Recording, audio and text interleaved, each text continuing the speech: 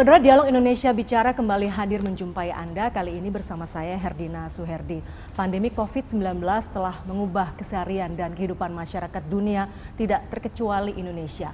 Pelaku UMKM yang selama ini atau bahkan pada saat krisis moneter beberapa tahun lalu, tahun 98 maupun 2008 mampu bertahan, bahkan menjadi tulang punggung perekonomian Indonesia, namun kali ini menjadi yang paling terdampak akibat COVID-19.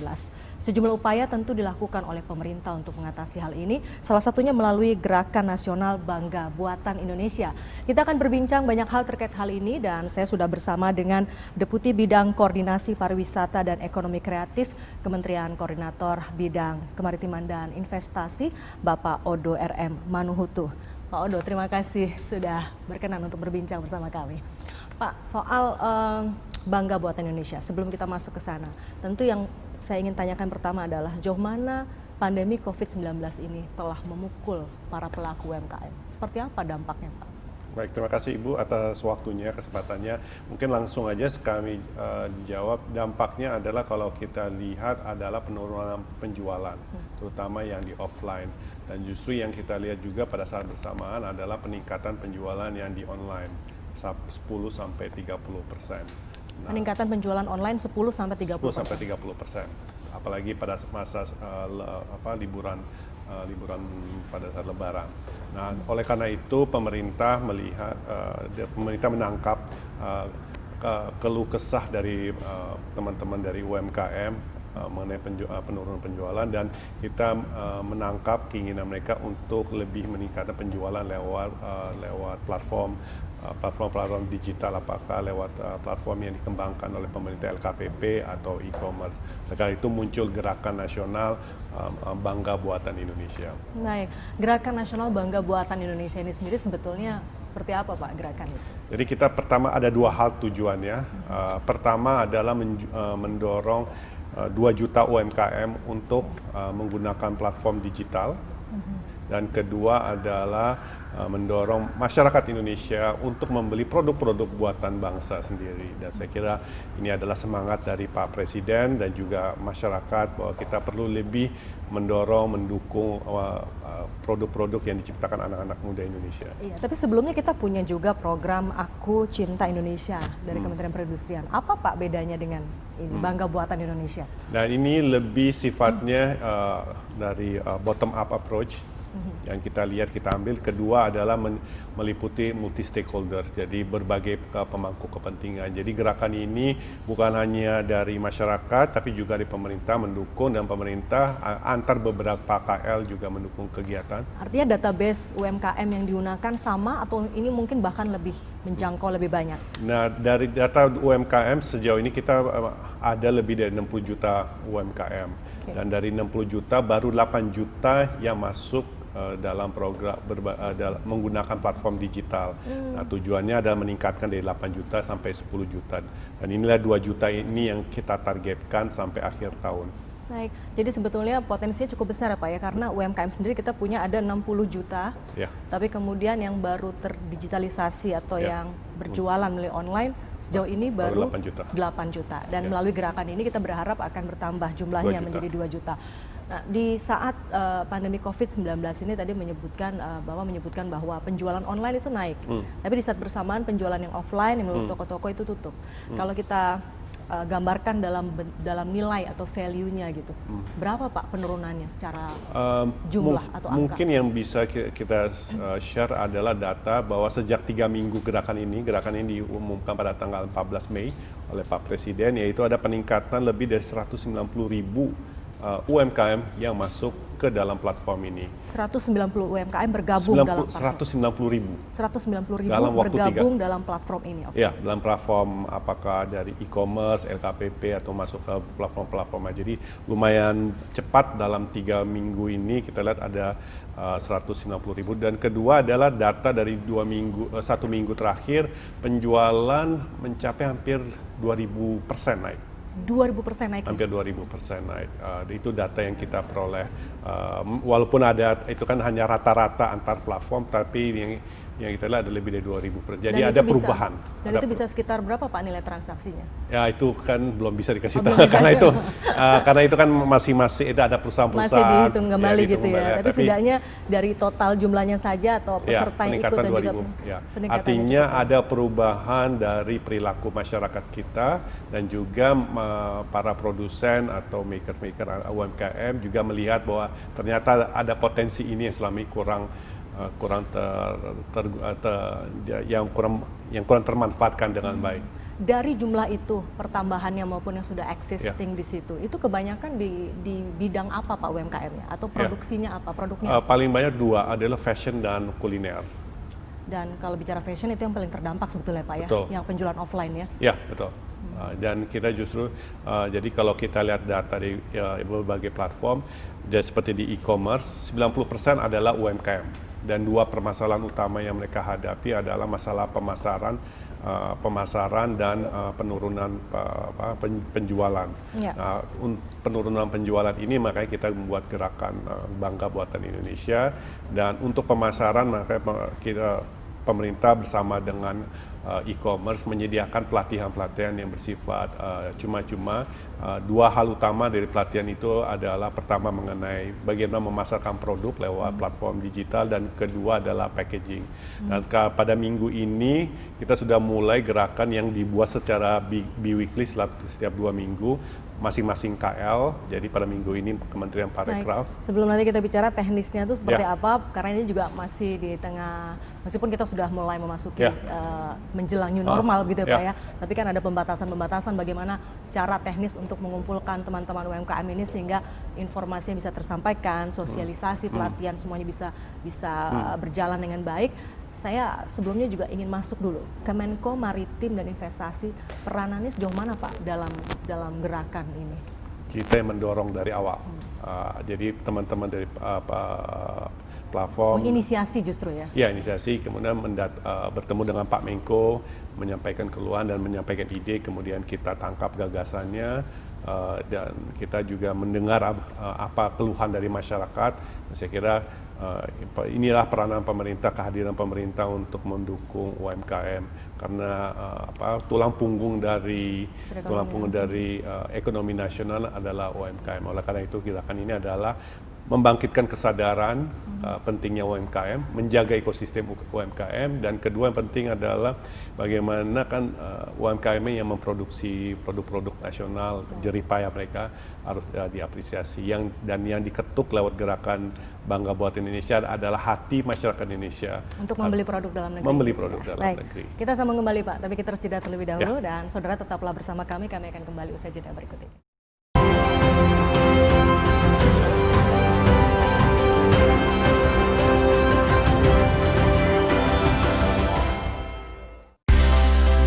Selama pandemi COVID-19, pemerintah menerapkan program belajar dari rumah. Saksikan program belajar dari rumah, Senin hingga Minggu. PAUD dan sederajat, pukul 8 waktu Indonesia Barat. SD kelas 1-3 dan sederajat, pukul 8.30 waktu Indonesia Barat. SD kelas 4-6 dan sederajat, pukul 9 waktu Indonesia Barat. SMP dan sederajat, pukul 9.30 waktu Indonesia Barat. SMA dan sederajat pukul 10 waktu Indonesia Barat. Keluarga Indonesia pukul 10.30 waktu Indonesia Barat. Film anak Senin pukul 19 waktu Indonesia Barat. Film nasional Selasa sampai Kamis dan Sabtu pukul 21.30 waktu Indonesia Barat. Cerita pagi, Sabtu dan Minggu, pukul 8 waktu Indonesia Barat. Cerita Indonesia, Sabtu pukul 8.30 waktu Indonesia Barat. Ragam Indonesia, Minggu pukul 8.30 waktu Indonesia Barat. Talk Show, Sabtu pukul 9 waktu Indonesia Barat. One Planet, Minggu pukul 9 waktu Indonesia Barat. Podbox, Sabtu dan Minggu pukul 10 waktu Indonesia Barat. Dipersembahkan oleh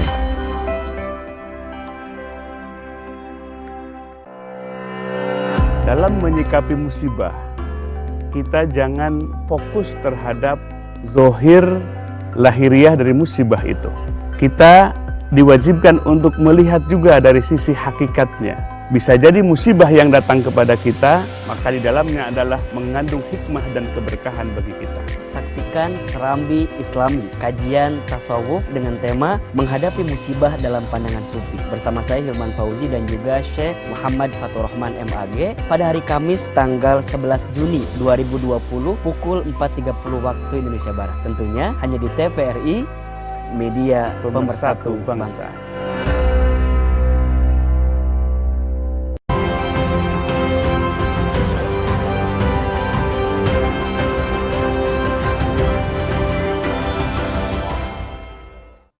Terima kasih Anda kembali bersama kami dalam Dialog Indonesia Bicara. Saya masih membahas mengenai Gerakan Nasional Bangga Buatan Indonesia bersama dengan Deputi Bidang Koordinasi Pariwisata dan Ekonomi Kreatif Kemenko Maritim dan Investasi Bapak Odo Manuhutu. Pak, ini gagasan atau gerakan yang digagas dan diinisiasi oleh Kemenko Maritim dan Investasi ini tujuannya tentu ada dua hal tadi disebutkan. Selain juga membangkitkan UMKM, juga untuk mendorong agar warga Indonesia berbangga untuk membeli produk dalam negeri. Tapi kan mungkin pada pelaksanaannya tidak semudah itu barangkali ya Pak ya. Apa upaya-upaya atau langkah-langkah yang dilakukan tadi sudah disampaikan dalam 1 bulan ini atau dalam beberapa hari sejak peluncuran ini pertambahannya sudah cukup signifikan. Sebetulnya secara detail apa Pak yang dilakukan sehingga mampu mendongkrak penjualan maupun banyaknya jumlah UMKM yang bergabung di situ. Mungkin dalam konteksnya sejarahnya. Jadi pembahasan ini dimulai di dalam rapat terbatas Pak Presiden tanggal 12 Mei. Kemudian di situ Pak Presiden memutuskan logonya seperti apa, dan logo ini merupakan masukan dari Kementerian Pariwisata dan Ekonomi Kreatif.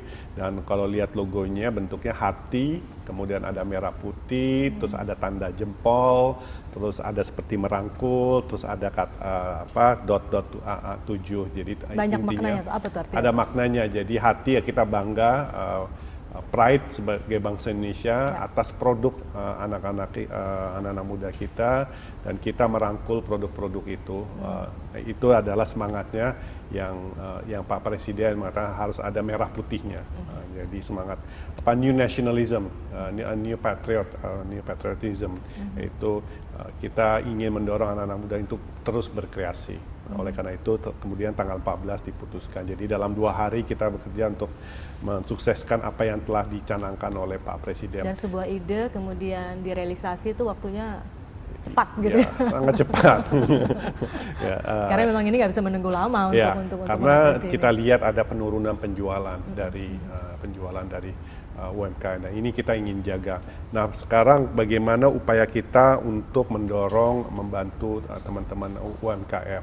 Ada 2 hal kegiatan dilakukan. Pertama yang dilakukan pemerintah, dan kedua adalah yang dilakukan oleh teman-teman e-commerce. Nah, khusus untuk seberapa jauh Pak keterlibatan teman-teman e-commerce? Gitu?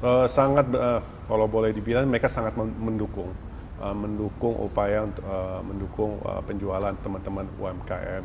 Karena kan 90% dari yang berjualan di e-commerce adalah dari UMKM, 90%. Dan oleh karena itu mereka selain mereka melalui asosiasi IDEA membantu untuk pemasaran, kemudian untuk promosi. Jadi kalau lihat di iklan-iklan, nanti iklan-iklan masyarakat ataupun di platform banyak iklan-iklan mengenai Bangga Buatan Indonesia.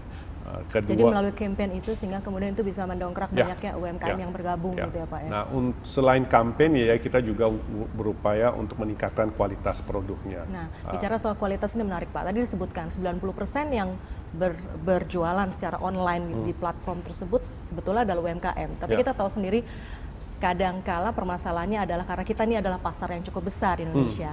Kita juga bersaing dengan produk-produk dari luar yang mungkin juga berjualan di platform-platform yang sudah ada begitu. Bagaimana produk-produk kita, produk-produk Indonesia ini mempunyai value yang lebih sehingga mampu berkompetisi dengan produk-produk lain, Pak?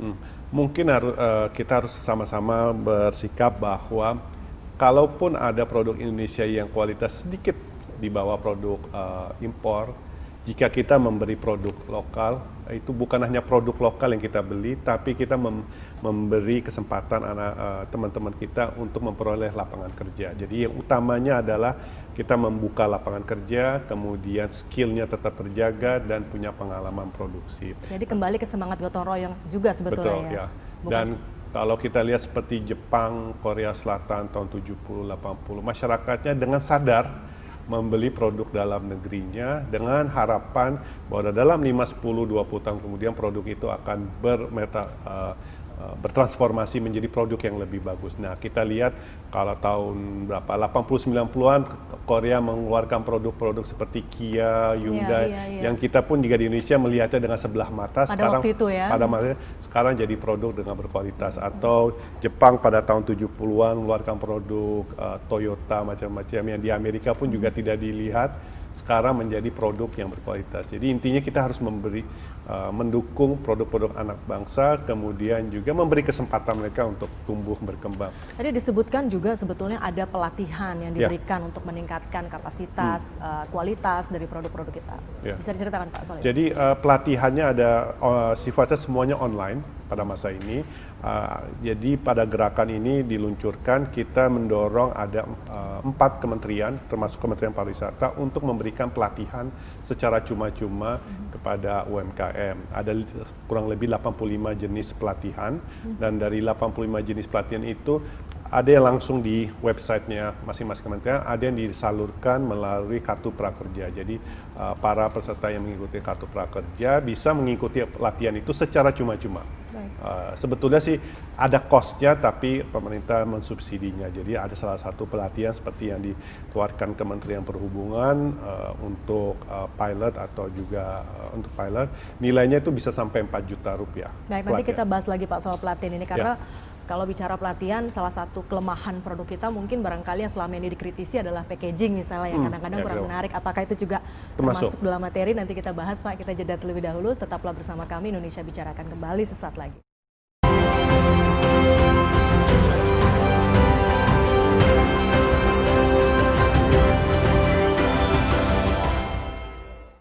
Kita seperti dilumpuhkan, tidak sedikit korban berjatuhan. Namun, kita bisa menghadapinya. Kita bisa melawannya dan memenangkannya. PMI selalu membantu agar kita pulih kembali.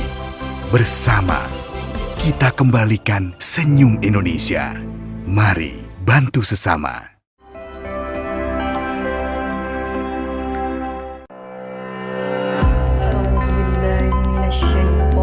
Pembatasan sosial berskala besar yang dilaksanakan pemerintah sesuai dengan spirit syariat Islam dalam memelihara jiwa manusia dari ancaman mara bahaya. Namanya tuntunan. Gitu. Jadi kita di sini harus menyatukan tujuan kita gitu loh, yaitu ya negara kita. Sebagai umat Islam, perintah agama yang harus diikuti antara lain adalah perintah ulil amri atau pemerintah.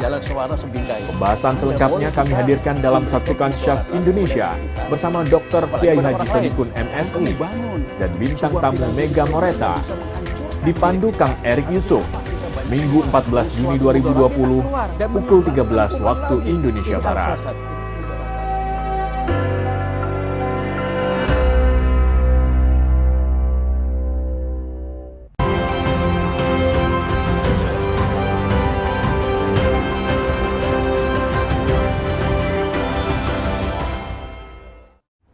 Anda masih bersama kami dalam Dialog Indonesia Bicara, dan kita lanjutkan kembali perbincangan terkait dengan Gerakan Nasional Bangga Buatan Indonesia. Pak Deputi, tadi kita sudah membahas bahwa banyak hal juga dilakukan untuk semakin meningkatkan kualitas dari produk nasional yang tergabung di dalam Gerakan Nasional Bangga Buatan Indonesia ini. Seperti apa saja Pak pelatihannya? Pelatihan packaging, kemudian juga ada storytelling. Storytelling itu jadi berjualan, karena jadi jualan kan menceritakan ini menceritakan produknya, gitu. Ya, karena kan salah satu kekuatan dari storytelling, orang lebih lama ingatnya. Jadi cara dia packaging, cara dia berjualan, dan juga termasuk digital digital marketingnya. Nah, itu kita sediakan, maksudnya pemerintah sediakan. Dan ini juga disediakan oleh teman-teman dari e-commerce. Kemarin kita diskusi juga dengan teman-teman dari fintech, salah satu perusahaan.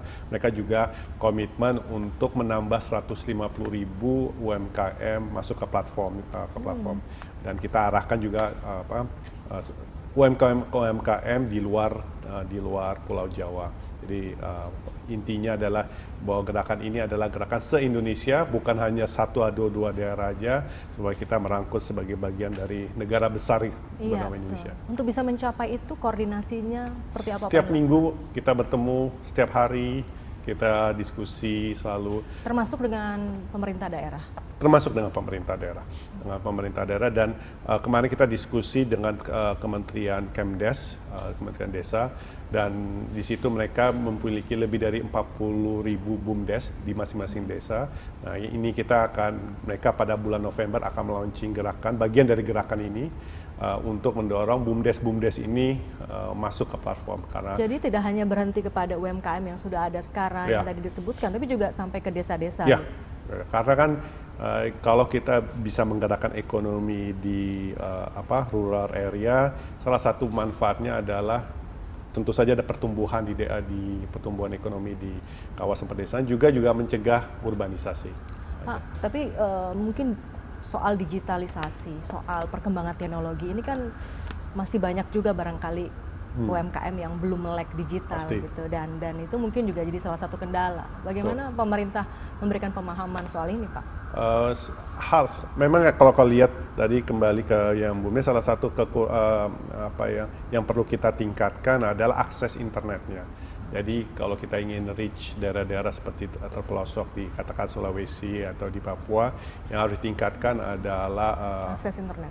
Dan ini Kementerian Kominfo sudah komitmen untuk me-reach daerah-daerah tersebut.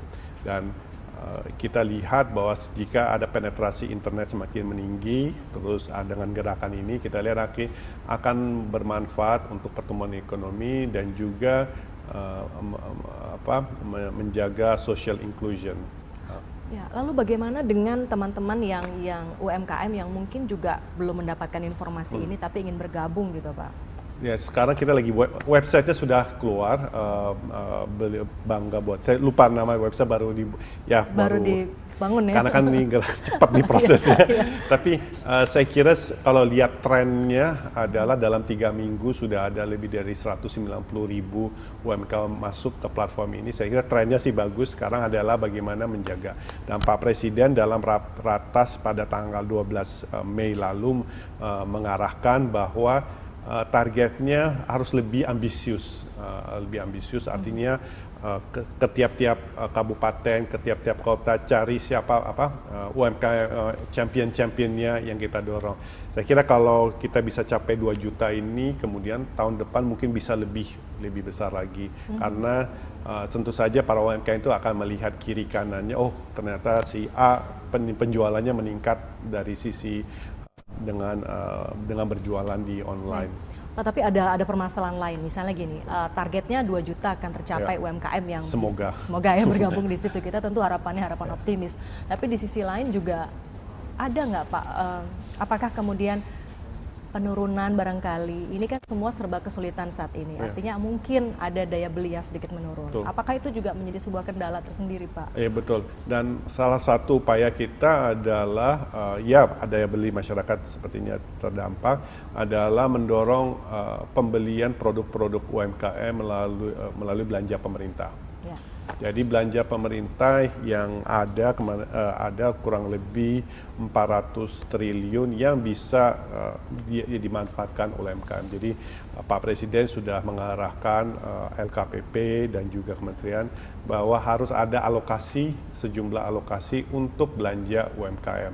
Nah, salah satunya belanja pemerintah untuk UMKM. Salah satunya adalah teman-teman dari LKPP sudah mengeluarkan, dalam waktu dekat akan mengeluarkan produk digital di mana belanja pemerintah di bawah di bawah 200 juta bisa langsung dibeli lewat aplikasi. Jadi seperti kalau di Kemenko kita akan mengadakan rapat atau buat kegiatan, kita bisa langsung lewat aplikasi itu membeli produk-produk UMKM. Dan ada permasalahan utama dari kenapa UMKM kurang banyak masuk ke dalam platform belanja pemerintah. Ada kadang-kadang pembayarannya 1 sampai 2 bulan. Hal ini terjadi bukan karena karena ada niat buruk, tapi karena memang proses administrasi dalam administrasi.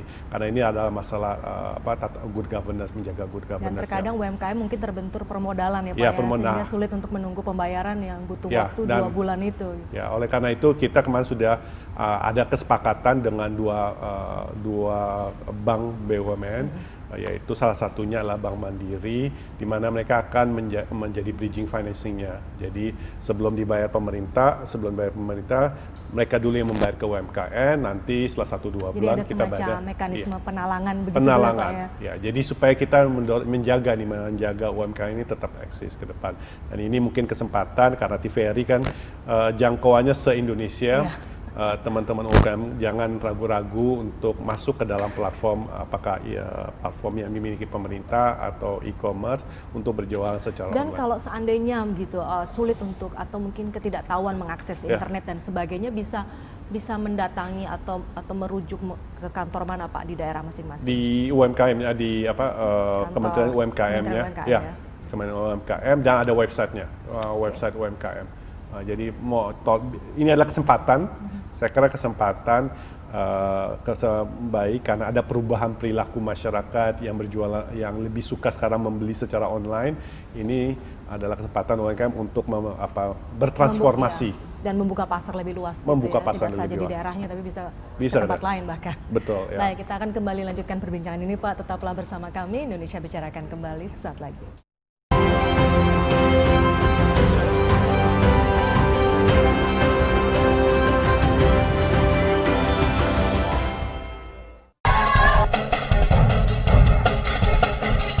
Film drama musikal mengisahkan 3 orang sahabat yang masih duduk di bangku SMP sering dibully temannya.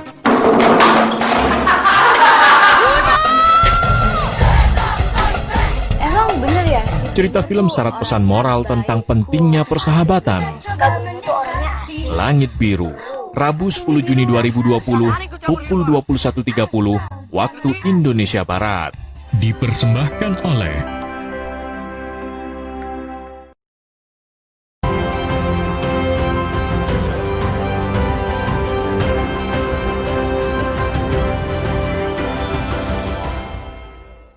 Terima kasih Anda kembali bersama kami dalam Dialog Indonesia Bicara. Kembali kita lanjutkan perbincangan mengenai Gerakan Nasional Bangga Buatan Indonesia. Pak Deputi, tadi banyak hal yang sudah kita bahas, termasuk juga bahwa ini akan tentu saja memperluas akses pasar bagi para pelaku UMKM, tidak saja di Jawa, tapi juga di seluruh Indonesia. Dan kita berharap target 2 juta dalam tahun ini bisa segera tercapai. Kendala-kendala apa lagi sih Pak yang dihadapi oleh pemerintah untuk bisa mewujudkan hal itu? Kendalanya sih pasti banyak ya, tapi yang penting sih adalah kita kerjasama antar KN semakin erat, kerjasama dengan e-commerce semakin erat, dan ada kesamaan pandangan bahwa upaya ini adalah upaya untuk menjaga ekonomi Indonesia, menjaga masyarakat. Soal kerjasama dan koordinasi ini kan sebetulnya bicara UMKM nggak hanya di satu kementerian kan Pak, ada koordinasi dengan kementerian lain, termasuk juga Kemenko yang lain. Bagaimana Pak koordinasinya agar bisa sinerginya baik? Saya kira di bawah Pak Presiden Joko Widodo dan 4 Kemenko, kerjasamanya semakin erat dan terlihat bahwa seperti gerakan Bangga Buatan Indonesia ini yang ada kegiatan yang sifatnya bi-weekly yang mulai minggu ini, yaitu 2 minggu Kementerian Pariwisata, 2 minggu kemudian Kementerian UMKM, 2 minggu kemudian Kementerian di Perindustrian, dan ini lintas Kemenko dan sampai akhir tahun. Gerakan ini oleh masing-masing kementerian yang juga dilakukan bersama dengan teman-teman dari e-commerce, dan kita lihat bahwa kunci utama adalah di Indonesia ini adalah, dan kalau lihat sebelumnya kalau semangat dari Pancasila, musyawarah berkomunikasi, bermusyawarah. Dan saya kira itu sama yang bisa membuka hambatan-hambatan itu. Sering-sering berbicara, sering-sering berkomunikasi, apalagi kan bangsa Indonesia kan suka berkomunikasi walau dengan ada COVID-19, tatap muka ini malah bisa lebih intensif secara virtual gitu. Secara virtual dan lebih berat sekarang. Itu dari pagi sampai malam. Seperti nggak ada batasan bahkan ada batas waktu sampai jam 12 masih kerja terus. Tapi saya kira semangat utamanya adalah gotong royong yang ini adalah semangat dari nilai-nilai utama bangsa ini. Kerjasama ini dibangun atas dasar berkomunikasi dan juga berdasarkan wisdom dari masing-masing kementerian. Jadi saya kira semangat ini yang perlu kita terus dijaga dan terus dipupuk, dan semangat ini justru yang membuat bangsa ini bisa besar karena potensinya besar, memiliki semuanya kalau boleh dibilang. Yang perlu ditingkatkan adalah kerja sebagai tim, kemudian sampai target dalam waktu yang cepat, dan apalagi kalau Pak Presiden, Pak Menko kan maunya cepat selalu. Dan saya kira kalau kita bisa dengan pace seperti ini, Indonesia pasti bisa keluar dari krisis dalam waktu yang cukup cepat. Baik. Belum lama ini juga Presiden mengeluarkan program pemulihan ekonomi nasional. Seberapa besar fokus pemerintah dalam terkait UMKM dalam program tersebut? Saya lupa datanya, kurang lebih ada 80 atau 100 tik, lumayan besar. Saya belum kemarin ada datanya lihat, mungkin harus ditanyakan ke teman-teman UMKM atau Kemenko dari Kementerian Keuangan. Dananya ada kurang lebih 600 triliun dan salah satu porsi utama adalah untuk UMKM. Pak, tadi disebutkan produk-produk apa saja yang masuk di dalam gerakan nasional Bangga Buatan Indonesia. Tadi salah satunya adalah fashion dan juga kuliner. Tapi kabarnya juga ada produk-produk terkait dengan teknologi, Pak. Termasuk misalnya rapid test dan sebagainya. Itu membanggakan loh, Pak. Seperti apa, Pak? Setuju, itu termasuk. Jadi kebetulan aja memang produk yang paling banyak yang dijual adalah fashion dan kuliner. Dan itu hanya kebetulan. Tapi yang produk-produk lain juga kita dorong untuk masuk dalam gerakan, seperti salah satunya produk ikan, kemudian juga produk teknologi. Nah, ini kerjasama nanti dengan teman-teman BUMN. Dan sebetulnya kalau mulai jujur, seperti salah satu fintech Indonesia, tanpa menyebut ya, salah satu fintech Indonesia e-wallet, itu kemarin Pak Menko melakukan pertemuan dengan anak-anak muda di perusahaan tersebut. Itu produk e-walletnya adalah 100% dibuat oleh engineer anak-anak muda Indonesia yang rata-rata di perusahaan itu adalah usianya 26 tahun. Jadi kalau bicara inovasi dan kreativitas tuh kita nggak kurang ya, Pak? Betul, yang kurang hanya ngobrol dan kerjasama. Dan kalau kita sisa Pak Menko, Pak Presiden, kita harus selalu kompak sebagai bangsa, terus kemudian kita selalu bicara kalau ada masalah, bicarakan masalah dan cari solusi yang bisa menyelesaikan masalah, tapi juga meng-cater interest dari masing-masing. Mengkomunikasikan untuk mencari solusi gitu ya, Pak ya. Dan kita harus selalu lihat big picture-nya bahwa saingan kita adalah di regional kita banyak negara-negara. Jika kita terus berantem terus sesama kita, justru tidak akan kondusif untuk kita. Iya, ini menarik soal kompetisi dengan banyak negara. Presiden Jokowi juga kemarin pada saat Hari Lahir Pancasila menyebutkan sekalipun kita masih mampu bertahan, tapi sebetulnya kondisi ini cukup sulit juga untuk kita bangsa Indonesia. Jika kita bicara soal persaingan dengan negara-negara lain, seberapa besar kita mampu bersaing, Pak, dalam kondisi seperti sekarang ini? Kalau melihat mungkin pada akhir tahun Indonesia dan satu negara satu-satunya yang tingkat pertumbuhan ekonominya masih di atas 1-2%. Saya kira itu menunjukkan bahwa perekonomian kita cukup kokoh, dan ini adalah kesempatan sebenarnya kita untuk meriset cara kita melihat berbisnis atau berusaha dan cara kita untuk berinteraksi dan bekerja. Paling kecil adalah ternyata dengan COVID-19 ini, dengan aplikasi berbagai komunikasi, kita bisa lebih produktif. Artinya kemampuan dari bangsa ini untuk beradaptasi cepat. Gitu ya? Dan kemampuan ini saya kira adalah modal utama kita untuk bisa berkompetisi dengan bangsa lain. Baik, kita akan segera memasuki tahapan mungkin yang normal lah namanya gitu ya Pak ya. Kira-kira strategi apa atau langkah-langkah apa yang sudah disiapkan oleh Kemenko Maritim dan Investasi terutama untuk kaitannya dengan UMKM ini, kita akan bahas nanti Pak setelah jeda. Saudara tetaplah bersama kami, Indonesia Bicarakan kembali sesaat lagi.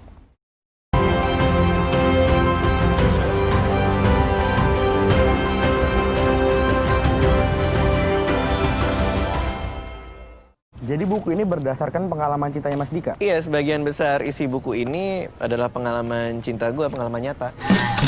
Film drama romantis, kisah keseharian Raditya Dika dengan petualangan cintanya. Ya udah kalau kamu maunya gitu. Ya udah kalau gitu kau pergi. Ya udah pergi. Pengalaman putus cinta membuat Dika percaya bahwa cinta bisa kadaluarsa. Atau MLM gitu. Perjalanan cinta tragis dikemas penuh bumbu canda tawa. Cinta Brontosaurus, Kamis 11 Juni 2020, pukul 21.30 waktu Indonesia Barat.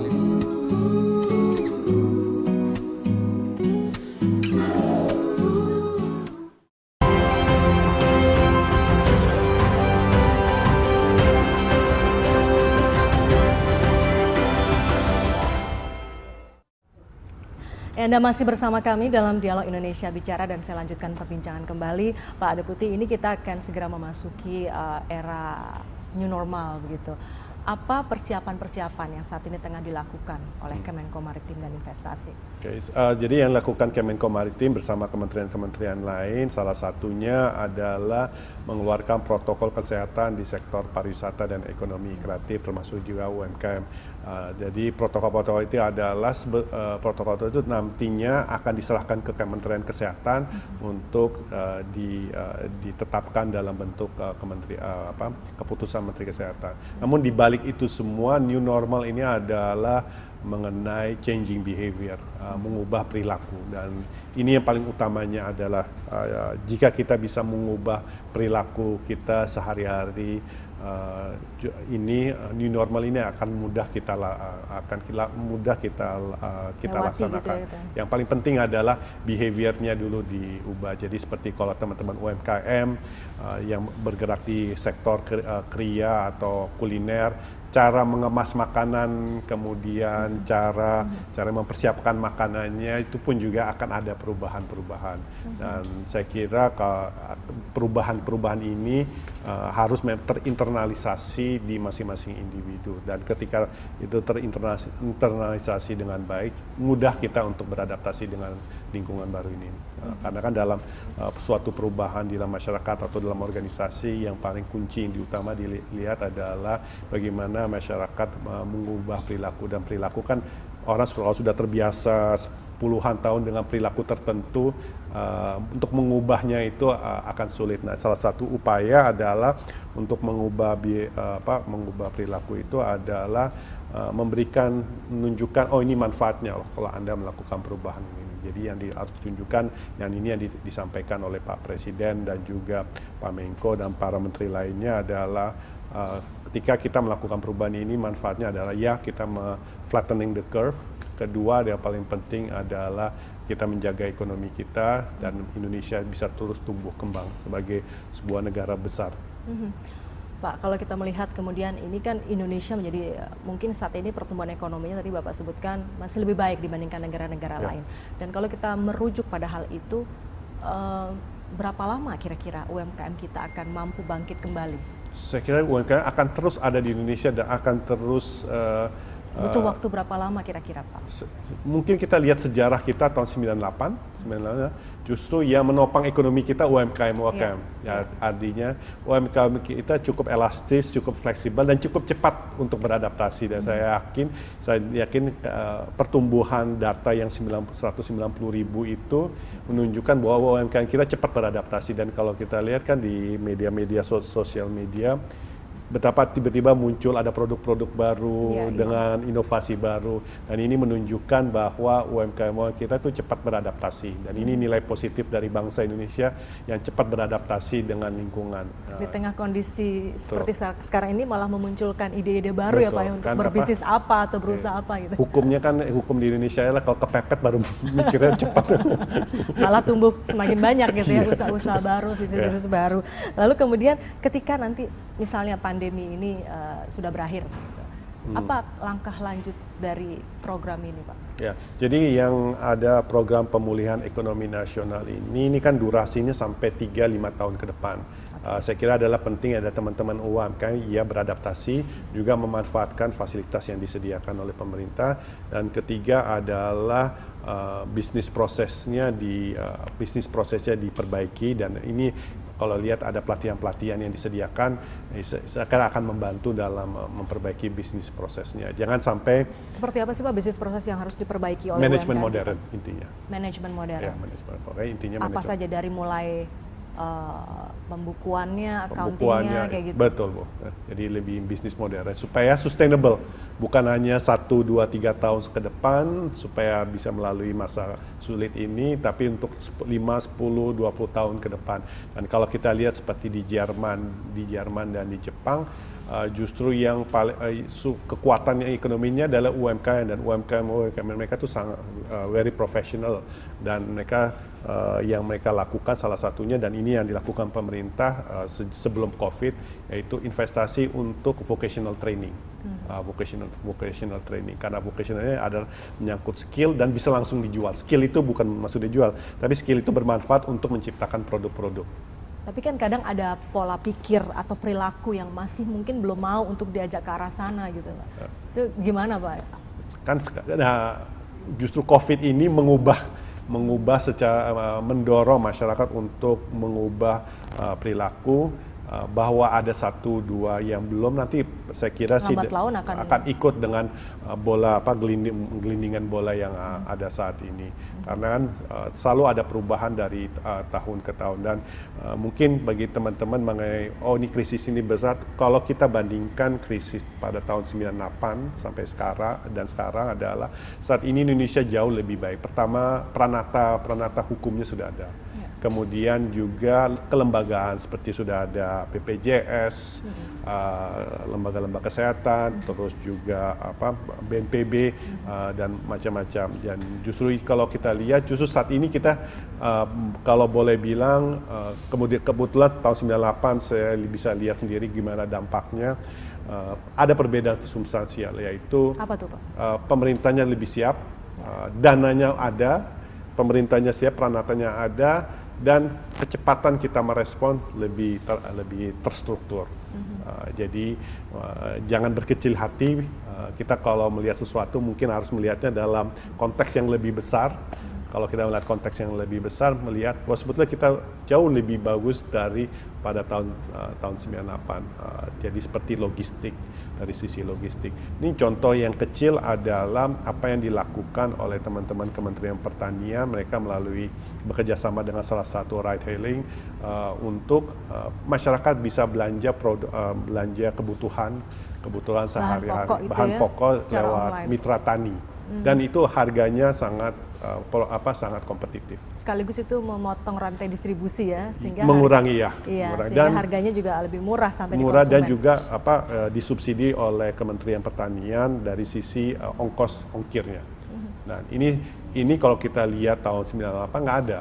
Ya. Nah, ini yang mungkin harus dilihat perbedaannya, bahwa memang ada kurang-kurangnya, tapi kadang kita jangan terlalu lihat banyak kurangnya, tapi coba lihat sisi positifnya lebih utuh, dan seperti bantuan tunai ke masyarakat, bantuan bansos, dan jumlahnya cukup besar apalagi kalau dibandingin tahun 98. Kita bahas lagi nanti. Ya. Saudara, tetaplah bersama kami. Dialog Indonesia Bicara akan kembali usai jeda berikut ini.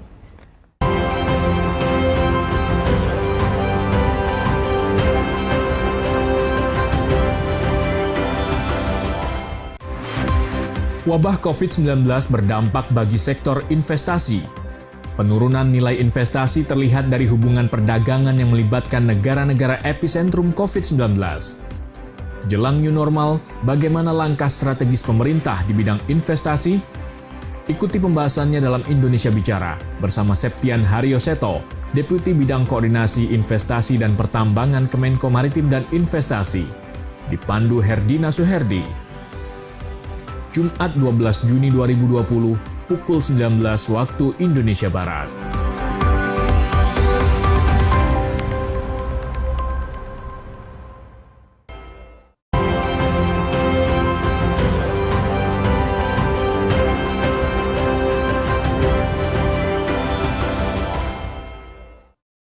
Ya, terima kasih Anda kembali bersama kami dalam Dialog Indonesia Bicara, dan kita memasuki segmen terakhir terkait dengan Gerakan Nasional Bangga Buatan Indonesia. Saya berbincang bersama dengan Deputi Bidang Koordinasi Pariwisata dan Ekonomi Kreatif Kemenko Maritim dan Investasi Bapak Odo Manuhutu. Pak Deputi, tadi sudah banyak yang kita perbincangkan, tapi kemudian di segmen terakhir ini saya ingin kembali menegaskan sebetulnya seperti apa target pemerintah atau apa target pemerintah dari program Gerakan Bangga Buatan Indonesia ini? Seperti tadi awal kan, menaikkan jumlah yang masuk ke dalam platform e-commerce atau platform pemerintah dari 8 juta menjadi 10 juta, 2 juta. Kedua adalah menjaga ekosistem UMKM. Dan ketiga, penting adalah kita mendorong anak-anak muda kita untuk berinovasi sehingga produk-produk ini bukan hanya dinikmati oleh pasar domestik, juga pasar regional atau pasar internasional. Saya kira kalau kita lihat sebetulnya produk-produk kita kualitasnya bagus, bagus-bagus, hanya kadang kurang akses ke pasarnya.